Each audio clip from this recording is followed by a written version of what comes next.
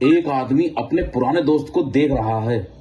वही चेहरा, वही कंधों की चौड़ाई, वही पुरानी जैकेट, बस आंखें खाली हैं और उसके दांत उसके दोस्त के कंधे में गड़े हुए हैं। रुको, ये कैसे हुआ? ये समझने के लिए पूरे 100 मिनट पीछे चलना पड़ेगा। उस पल तक जब 4 दुनियाएं एक मैदान में घसीटी गई। पिछली बार हमने देखा था अर्थ 616 और अर्थ 10,005 की जंग। 616 जीती, दूसरी मिट गई और उसका मलबा गायब हो गया। आज हम वो जानेंगे कि वो मलबा गया कहां, क्योंकि आज आसमान फिर फटा, पर इस बार एक जगह नहीं, 4 जगह, 4 अलग दुनियाओं में एक ही पल पर आसमान का रंग बदला और चारों दुनियाओं के सबसे ताकतवर लोग अपने बिस्तर से, अपनी लड़ाई से, अपनी कब्र से गायब हो गए। जब उनकी आंखें खुली तो उनके पैरों के नीचे किसी दुनिया की जमीन नहीं थी। एक गोल मैदान काले पत्थर का, किलोमीटर चौड़ा, उसके चारों तरफ खाली अंतरिक्ष, सितारे और कुछ नहीं। और मैदान के ऊपर एक सिंहासन, उस पर बैठा हुआ एक आदमी जिसका चेहरा धातु का है, डूम। उसने कोई भाषण नहीं दिया, उसने सिर्फ एक उंगली उठाई और 4 दुनियाओं के 24 योद्धा एक दूसरे के आमने सामने खड़े थे। डूम के नियम सिर्फ 4 थे। ध्यान से सुनिए, क्योंकि आगे हर चीज इन्हीं पर टिकी है। नियम 1, हर दुनिया से 6 योद्धा, कुल 24। नियम 2, मैदान से बाहर गिरे या गिरकर ना उठे तो आउट, और उसके साथ उसकी दुनिया का एक हिस्सा मिट जाता है। नियम 3, वक्त है 100 मिनट, घड़ी ऊपर चलेगी और सबको दिखेगी। और नियम 4, 100 मिनट बाद जिस दुनिया का एक भी योद्धा खड़ा होगा, सिर्फ वो दुनिया बचेगी, बाकी 3 मिट जाएगी। अब टीमें देखते हैं, और मैं पहले ही बता देता हूं, इनमें से कोई भी जीत सकता है। पहली टीम अर्थ 616, पिछली बार की चैंपियन। पर यहाँ एक दिक्कत है, डूम ने 6 योद्धा मांगे थे, 616 के पास 5 थे, क्योंकि आयरन मैन पिछली जंग में मैग्नेटो के हाथों मारा गया था। वो जगह खाली है और खाली ही रहेगी। कैप्टन अमेरिका, ढाल, तजुर्बा और वो दिमाग जो हर जंग का नक्शा बना लेता है।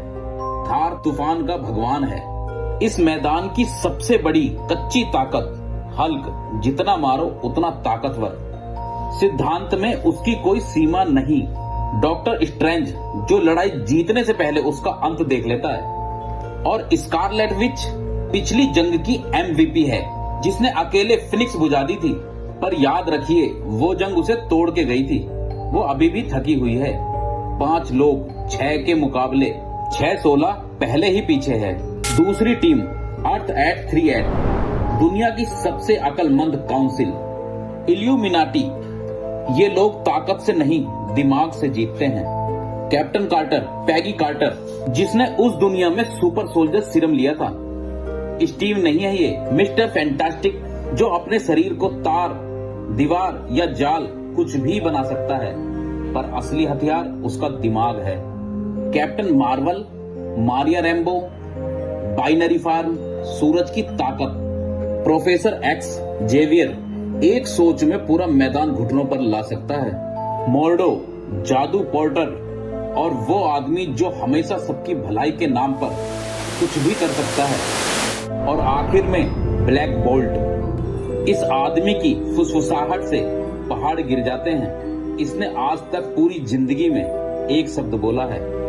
अगर ये इस मैदान में चिल्ला दे तो शायद ये वीडियो यहीं खत्म हो जाए।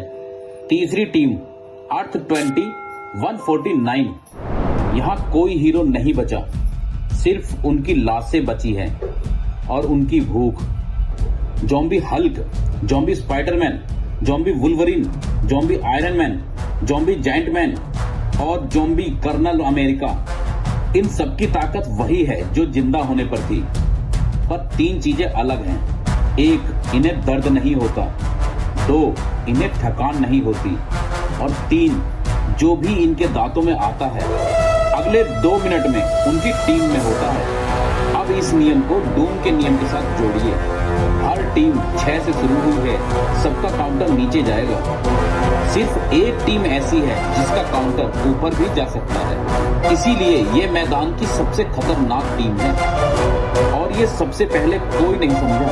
और चौथी टीम वैन मरवस, एक ऐसी दुनिया जहां हर हीरो के अंदर एक एलियन रहता है। वेमन एडी ब्राक टीम का लीडर, उसके अंदर वो सिम्बायोट है जो इंसान को 3 गुना ताकतवर बना देता है।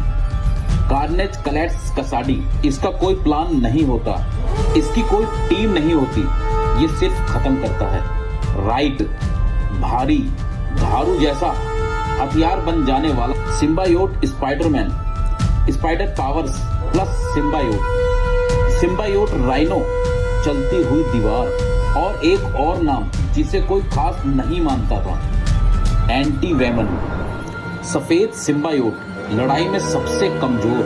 पर इसके अंदर एक चीज है जो पूरे मैदान में किसी और के पास नहीं है, इसका स्पर्श बीमारी को खत्म कर देता है। याद रखिए, ये बात आगे पूरी जंग पलट देगी। लड़ाई होने से पहले 3 चीजें समझ लीजिए, क्योंकि इन्हीं 3 पर पूरा नतीजा टिका है। पहली, ताकत सबसे ज्यादा 616 के पास है। थार और हल्क दोनों एक ही टीम में हैं, पर 616 के पास लड़ने वाले सबसे कम हैं, सिर्फ 5। दूसरी, दिमाग सबसे ज्यादा 838 के पास है। ये लोग लड़ते कम हैं, सोचते ज्यादा हैं और इनके पास ब्लैक बोल्ट है, एक ऐसा हथियार जो अकेले पूरा मैदान साफ कर सकता है। पर जो टीम दिमाग से लड़ती है वो अपनों को भी हिसाब में रखती है, ये बात आगे याद रखिएगा। तीसरी और सबसे जरूरी, सिर्फ एक टीम ऐसी है जिनकी गिनती बढ़ सकती है, बाकी टीम सिर्फ घट सकती है। अब जाते जाते एक काम कीजिए, वीडियो को रोककर कमेंट में लिख दीजिए आपके हिसाब से कौन जीतेगा, और वीडियो के आखिर में वापस आकर देखिएगा कि आप सही थे या नहीं। चलिए, घंटी बजने वाली है। सिंहासन पर बैठे डूम ने अपनी उंगली नीचे की और घंटी बजी और 24 लोग एक साथ दौड़े। सिम्बायोट राइनो सबसे पहले निकला, सीधा 838 की तरफ। कैप्टन कार्टर ने ढाल उठाई, पर जरूरत नहीं पड़ी, क्योंकि उसके पीछे वो आदमी खड़ा था जो आज तक चुप रहा है। ब्लैक बोल्ट की आंखें बंद की और बस होठ हिलाए। कोई आवाज नहीं आई, सिर्फ हवा हिली और राइनो, रायट और सिम्बायोट स्पाइडरमैन तीनों मैदान के पार उड़ गए, सीधा रिंग से बाहर। 3 सेकंड, 3 योद्धा और वैन मरवस की आधी टीम खत्म। ज़ॉम्बी टीम ने ये देखा और उन्होंने एक फैसला लिया जो उन्हें जीत के बहुत करीब ले गया। वो ब्लैक बोल्ट के पास नहीं गए, वो सबसे कमजोर के पास गए, क्योंकि उन्हें मारना नहीं था, उन्हें बढ़ना था। एडी ब्राक ने अपनी टीम को गिरते देखा और वो गुस्से में ज़ॉम्बी झुंड पर टूट पड़ा। उसने ज़ॉम्बी कर्नल अमेरिका को पकड़ा। सिम्बायोट उसके शरीर में घुसा, जैसे हमेशा करता है, जैसे उसने 1000 बार किया है। पर सिम्बायोट को जिंदा खून चाहिए होता है और ज़ॉम्बी के अंदर खून नहीं होता, सिर्फ सड़ा हुआ मांस होता है। सिम्बायोट अंदर गया और बाहर आया हरा। वो सड़ चुका था। एडी ने उसे झटक दिया, पर तब तक ज़ॉम्बी ने उसका हाथ पकड़ लिया था। एक काट। पर यहाँ कुछ ऐसा हुआ जो किसी ने सोचा नहीं था। एंटी वेमन भागकर आया, उसने एडी का हाथ पकड़ा। सफेद रोशनी और जख्म गायब। एडी ज़ॉम्बी नहीं बना और मैदान के चारों कोनों से 4 टीमों ने एक साथ समझा, उस सफेद सिम्बायोट के पास ज़ॉम्बी बीमारी का इलाज है। अब इस मैदान का सबसे कमजोर योद्धा, सबसे जरूरी योद्धा बन चुका था। ज़ॉम्बी को वो चाहिए था मारने के लिए, क्योंकि अगर इलाज जिंदा रहा तो उनका सबसे बड़ा हथियार बेकार हो जाता है। और 616, 838 दोनों को वो चाहिए था बचाने के लिए। और इस भीड़ में कैप्टन अमेरिका ने वो किया जो वो हमेशा करता है, उसने एक दीवार बना दी अपने शरीर की। ज़ॉम्बी कर्नल अमेरिका उसके सामने आया, वही ढाल, वही वर्दी, वही चेहरा। 2 कैप्टन अमेरिका, एक जिंदा एक मुर्दा। दोनों ढालें टकराई और पूरा मैदान गूंज उठा। स्टीव जीत रहा था हर बार सही जगह, पर उसके सामने वाला थकता ही नहीं था। तीसरे मिनट में स्टीव का हाथ धीमा पड़ा और ज़ॉम्बी ने उसकी ढाल पकड़ ली। स्टीव ने ढाल छोड़ दी। ये उसकी जिंदगी का पहला ऐसा फैसला था और उसने खाली हाथों से ज़ॉम्बी को उठाया। और रिंग के किनारे तक घसीटा। तुम मेरे जैसे नहीं हो, उसने कहा, तुम बस दिखते हो।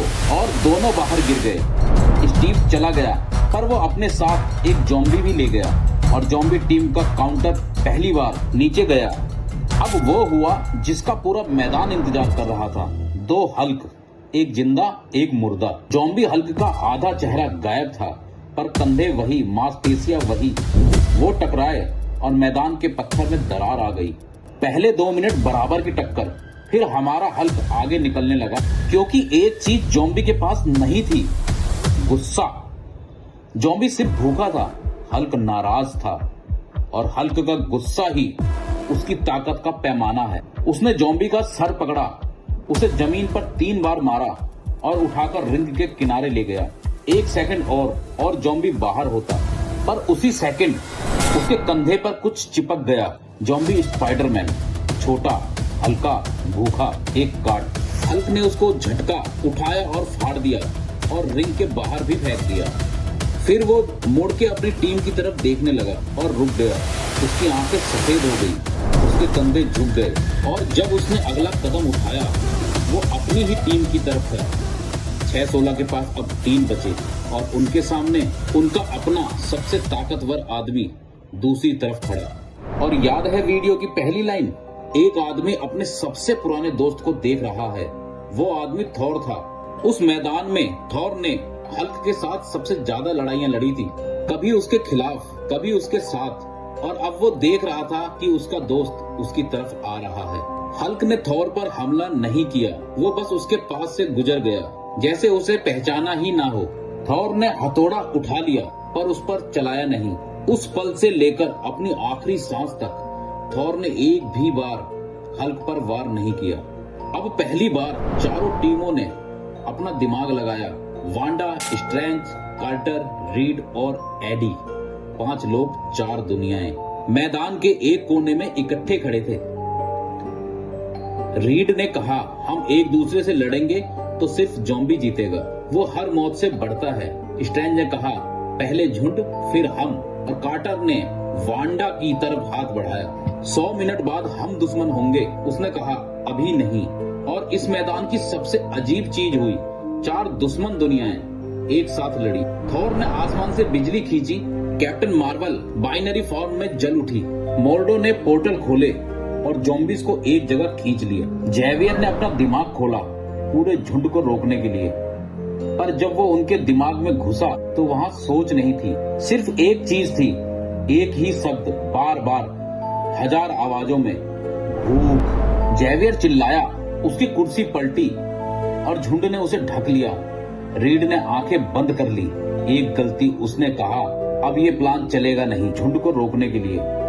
पर जब वो उनके दिमाग में घुसा तो वहाँ सोच नहीं थी, सिर्फ एक चीज थी, एक ही शब्द, बार बार, 1000 आवाजों में, भूख। जेवियर चिल्लाया, उसकी कुर्सी पलटी और झुंड ने उसे ढक लिया। रीड ने आंखें बंद कर ली। एक गलती, उसने कहा, अब ये प्लान चलेगा नहीं। और तभी ब्लैक बोल्ट आगे बढ़ा। पूरे मैदान में एक ही हथियार ऐसा था जो पूरे झुंड को एक साथ खत्म कर सकता था, और वो अब चल के आ रहा था। ज़ॉम्बी रुक गए, उनमें इतनी अकल थी कि खतरा पहचान सके।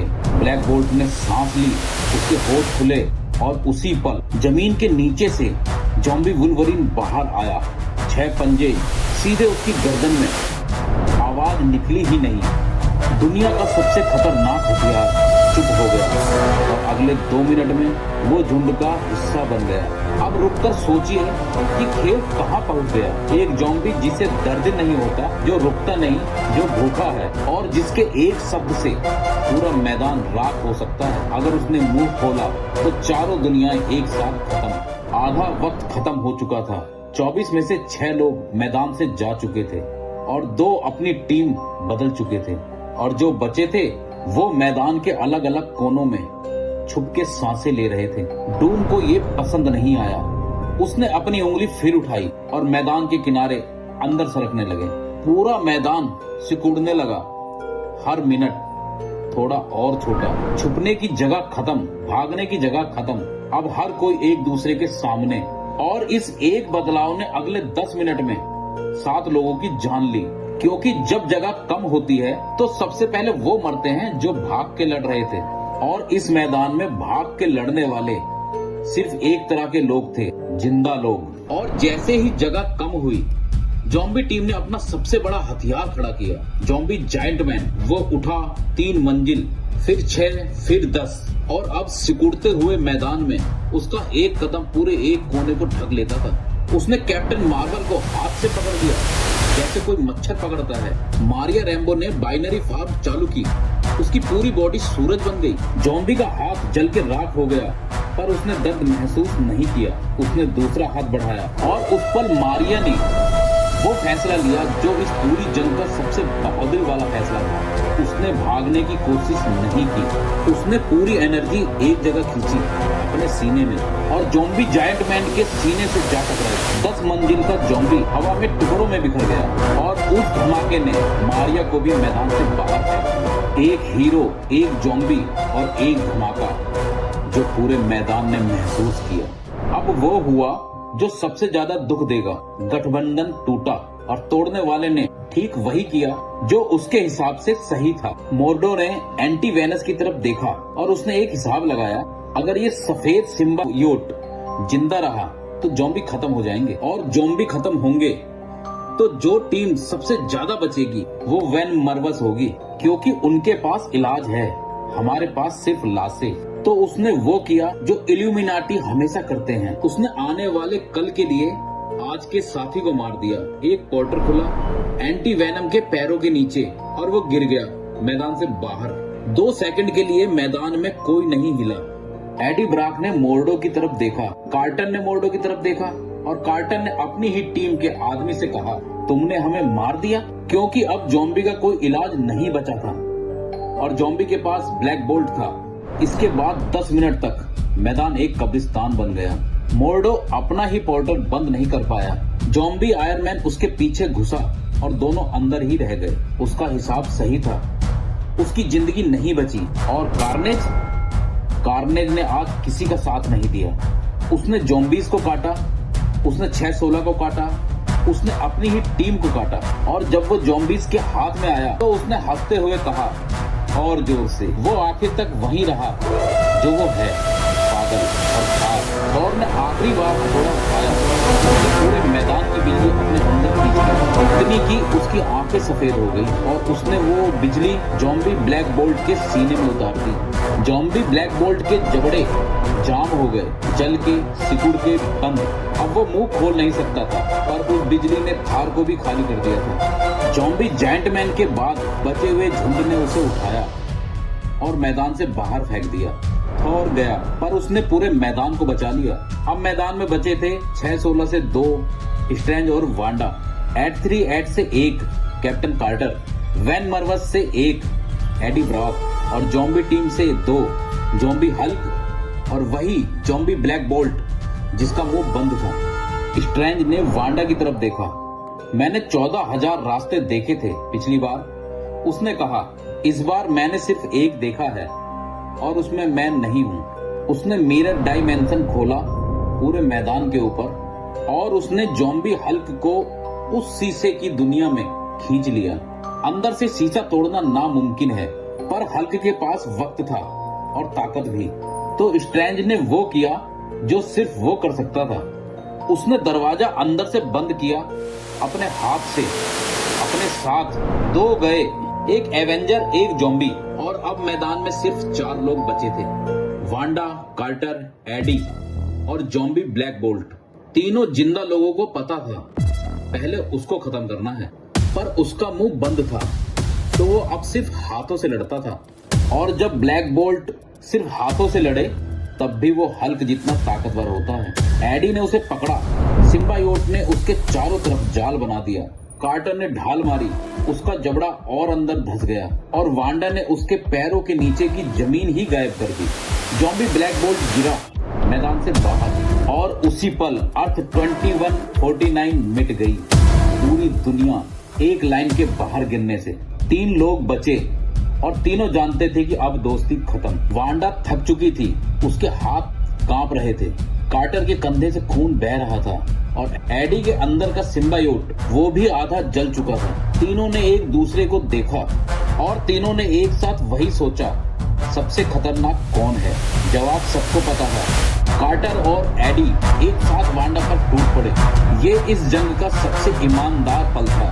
कोई धोखा नहीं, कोई भाषण नहीं, सिर्फ ये कि जो सबसे ताकतवर है उसे पहले गिराना है। ढाल उसके सीने पर लगी, सिम्बायोट ने उसके हाथ जकड़ लिए और वांडा ने पहली बार पूरी जंग में चिल्लाकर अपनी पूरी ताकत छोड़ दी।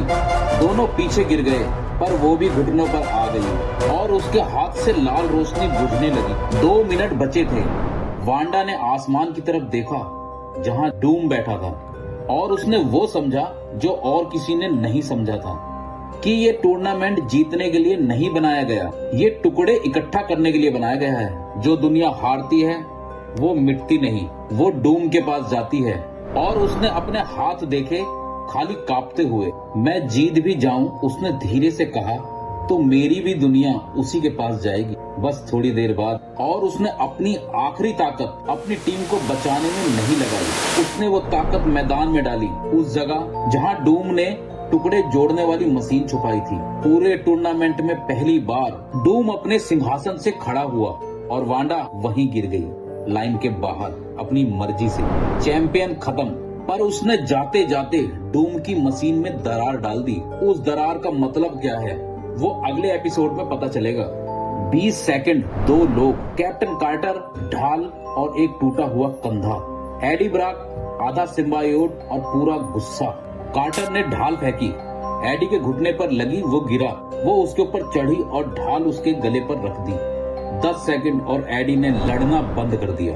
मेरी दुनिया में, उसने कहा, सिर्फ हम बचे हैं, सिम्बायोट और मैं, और वो भी आधा मर चुका है।